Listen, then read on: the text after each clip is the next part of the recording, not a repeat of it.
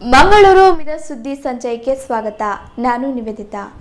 ಕಾಂತಾರ ಸಿನಿಮಾದ ಜೀವಾಳವಾಗಿದ್ದ ವರರೂಪಂ ಹಾಡಿನ ವಿವಾದದಲ್ಲಿ ಇದೀಗ ಚಿತ್ರತಂಡ ಗೆಲುವನ್ನು ಸಾಧಿಸಿದ್ದು, ಕೃತಿ ಚೌರ್ಯದ ಆರೋಪ ಮಾಡಿದ್ದ ತೈಕುಂಡಂ ರಿಡ್ಜ್ ಅರ್ಜಿಯನ್ನು ಕೇರಳದ ಕೋಜಿಕೋಡ್ ಜಿಲ್ಲಾ ನ್ಯಾಯಾಲಯ ವಜಾಗೊಳಿಸಿದೆ. ಈ ಬಗ್ಗೆ ಫೇಸ್ಬುಕ್ನಲ್ಲಿ ಪೋಸ್ಟ್ ಪ್ರಕಟಿಸಿದ ವರರೂಪಂ ಹಾಡಿನ ಬರಹಗಾರ ಶಶಿಧರ್ ಕಾವೂರ್, ಇಂದು ಕೆಳ ನ್ಯಾಯಾಲಯವು ಎರಡು ಕಡೆಯವರ ವಾದ ಆಲಿಸಿ ಬಳಿಕ ತೈಕುಂಡಂ ರಿಡ್ಜ್ ಅರ್ಜಿಯನ್ನು ವಜಾಗೊಳಿಸಿದೆ ಮತ್ತು ವರರೂಪಂ ಹಾಡಿಗೆ ನೀಡಲಾಗಿದ್ದ ತಡೆಯಾಜ್ಞೆಯನ್ನು ತೆರವು ಮಾಡಿದೆ. ನ್ಯಾಯ ಗೆದ್ದಿತು, ಜೈ ತುಳುನಾಡು ಎಂದು ಬರೆದುಕೊಂಡಿದ್ದಾರೆ. ಮಂಗಳೂರಿನ ಗರುಡಿಯಲ್ಲಿ ನಡೆದ ಆಟೋದಲ್ಲಿ ಕುಕ್ಕರ್ ಬಾಂಬ್ ಸ್ಫೋಟದಿಂದ ಗಂಭೀರವಾಗಿ ಗಾಯಗೊಂಡಿದ್ದ ರಿಕ್ಷಾ ಚಾಲಕ ಪುರುಷೋತ್ತಮ್ ಅವರ ಚಿಕಿತ್ಸೆ ವೆಚ್ಚವನ್ನು ಜನಪ್ರತಿನಿಧಿಗಳು ಸೇರಿ ಬಿಜೆಪಿಯಿಂದ ಭರಿಸಲಿದ್ದೇವೆ. ಅವರಿಗೆ ಸರ್ಕಾರದಿಂದ ಪರಿಹಾರ ನೀಡುವುದಕ್ಕೂ ಕ್ರಮ ಕೈಗೊಳ್ಳಲಾಗುವುದು ಎಂದು ದಕ್ಷಿಣ ಕನ್ನಡ ಜಿಲ್ಲಾ ಉಸ್ತುವಾರಿ ಸಚಿವ ವಿ ಸುನಿಲ್ ಕುಮಾರ್ ತಿಳಿಸಿದ್ದರು. ಕುಕ್ಕರ್ ಬಾಂಬ್ ಸ್ಫೋಟಗೊಂಡ ಸ್ಥಳಕ್ಕೆ ಭೇಟಿ ನೀಡಿದ ಅವರು ಬಳಿಕ ಸುದ್ದಿಗಾರರ ಜೊತೆ ಮಾತನಾಡಿದರು. ಈ ಘಟನೆಯನ್ನು ಅತ್ಯಂತ ಉಗ್ರವಾಗಿ ಖಂಡಿಸುತ್ತೇನೆ. ಈ ಪ್ರಕರಣವನ್ನು ಅತ್ಯಂತ ಸಮರ್ಥವಾಗಿ ನಿಭಾಯಿಸಲು ಸರ್ಕಾರ ಕ್ರಮಗಳನ್ನು ಕೈಗೊಂಡಿದೆ.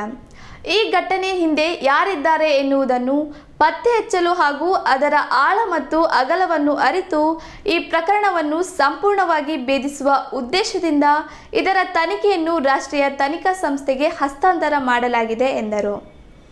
ಜನವಾಸವಿಲ್ಲದ ಮನೆಯ ಅಂಗಳದಲ್ಲಿ ಮನುಷ್ಯನ ಕಳೇಬರ ಪತ್ತೆಯಾಗಿರುವ ಘಟನೆ ಬರ್ಕೆ ಆರಕ್ಷಕರ ಠಾಣೆಯ ವ್ಯಾಪ್ತಿಯಲ್ಲಿ ನಡೆದಿದೆ.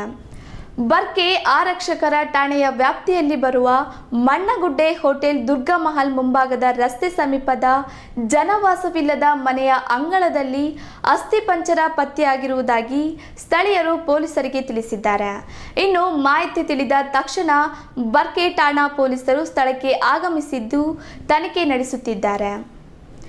ದಕ್ಷಿಣ ಕನ್ನಡ ಜಿಲ್ಲೆಯಲ್ಲಿ ಈ ಬಾರಿ ಕಂಬಳ ಋತುವಿನ ಮೊದಲ ಕಂಬಳ ನಾಳೆಯಿಂದ ಪ್ರಾರಂಭವಾಗಲಿದೆ. 10ನೇ ವರ್ಷದ ಸತ್ಯಧರ್ಮ ಜೋಡುಕೆರೆ ಬಯಲು ಕಂಬಳ ನವೆಂಬರ್ 26ರಂದು ಮೈರಾ ಬರ್ಕೆಜಾಲು ಎಂಬಲ್ಲಿ ನಡೆಯಲಿದೆ. ಈ ಬಗ್ಗೆ ಮಾಹಿತಿ ನೀಡಿರುವ ಶಾಸಕ ರಾಜೇಶ್ ನಾಯ್ಕ್, ಈ ಬಾರಿ ಕಂಬಳ ಕೂಟದಲ್ಲಿ ಸುಮಾರು 200 ಜೋಡಿ ಓಟದ ಕೋಣಗಳು ಭಾಗವಹಿಸಲಿವೆ ಎಂದು ತಿಳಿಸಿದ್ದರು. ಅಂದು ಬೆಳಗ್ಗೆ ಉಳಿ ಗೋಪಾಲಕೃಷ್ಣ ದೇವಸ್ಥಾನದ ಪ್ರಧಾನ ಅರ್ಚಕ ಯೋಗೇಂದ್ರ ಭಟ್ ಕಂಬಳಕ್ಕೆ ಚಾಲನೆ ನೀಡಿದ್ದು, ಸಂಜೆ ನಡೆಯುವ ಸಮಾರೋಪದಲ್ಲಿ ಸಚಿವರಾದ ವಿ ಸುನಿಲ್ ಕುಮಾರ್, ಕೋಟರ್ ಶ್ರೀನಿವಾಸ್ ಪೂಜಾರಿ, ಸಂಸದ ನಳಿನ್ ಕುಮಾರ್ ಕಟೀಲ್, ಡಿಸಿಸಿ ಬ್ಯಾಂಕ್ ಅಧ್ಯಕ್ಷ ಎಂಎನ್ ರಾಜೇಶ್ ಕುಮಾರ್ ಮತ್ತಿತರರು ಭಾಗವಹಿಸಲಿದ್ದಾರೆ. ಸೆಕೆಂಡ್ ಹ್ಯಾಂಡ್ ಬೈಕ್ ಖರೀದಿಗೆ ಬೈಕ್ ಅಂಗಡಿಗೆ ಬಂದಿದ್ದ ಅಪರಿಚಿತ ವ್ಯಕ್ತಿಯೋರ್ವ ಹಣ ಕದ್ದು ಬಸ್ಸಿನಲ್ಲಿ ಪರಾರಿಯಾದ ಘಟನೆ ಉಡುಪಿ ಜಿಲ್ಲೆಯ ಹಿರಿಯಡ್ಕದಲ್ಲಿ ನಡೆದಿದೆ. ಈತ ಸೆಕೆಂಡ್ ಹ್ಯಾಂಡ್ ದ್ವಿಚಕ್ರ ವಾಹನ ಮಾರಾಟ ಅಂಗಡಿಗೆ ಗ್ರಾಹಕನಂತೆ ಬಂದು ಗಲ್ಲಾಪೆಟ್ಟಿಗೆಯಿಂದ 30,000 ರೂಪಾಯಿ ಎಗರಿಸಿ ಹೋಗಿರುವ ದೃಶ್ಯ ಸಿಸಿ ಕ್ಯಾಮೆರಾದಲ್ಲಿ ಸೆರೆಯಾಗಿದೆ. ಹಣ ಕದ್ದ ದೃಶ್ಯ ಕೂಡ ಸಿಸಿಟಿವಿಯಲ್ಲಿ ಬಯಲಾಗಿದೆ.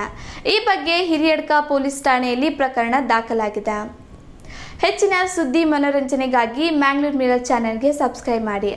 Thank you.